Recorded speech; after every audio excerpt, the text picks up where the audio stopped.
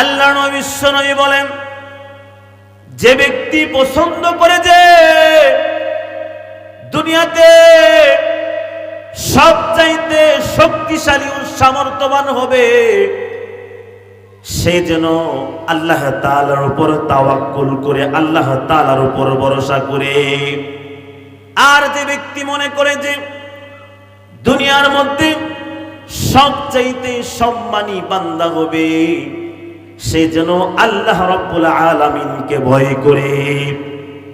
আর যে ব্যক্তি মনে করে যে দুনিয়াতে সম্পদশালী হবে, তাহলে সে যেন তার কাছে যা কিছু আছে তার থেকে আমার আল্লাহ পাক রব্বুল আলামিনের কাছে যা আছে সেটাকে অধিক কার্যকরী ও শক্তিশালী মনে করে।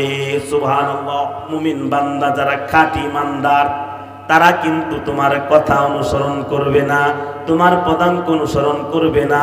তারা ঠিকই ঠান্ডা পানি দিয়ে ওযু করে ফজরের নামাজ জামাতে আদায় করবে, কথা বলেন ঠিক কিনা? আর যারা তোমার অনুসরণ করবে, ওই শীতের মধ্যে কাঁথাটা মুড়া দেয়া ঘুমায়া থাকবে, আজান দিলেও সে মসজিদে যাইবে না।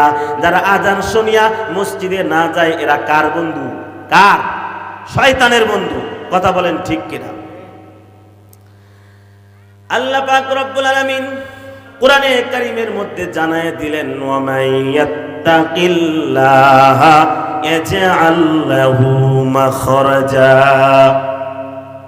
যে বান্দা আমি আল্লাহ পাক রব্বুল আলামিনের উপর ভরসা করবে, আমি ওই বান্দার জন্যই যথেষ্ট বলি। সুবহানাল্লাহ। আল্লাহ নবী বিশ্বনবী বলেন, যে ব্যক্তি পছন্দ করে যে দুনিয়াতে সবচাইতে শক্তিশালী ও সামর্থ্যবান হবে,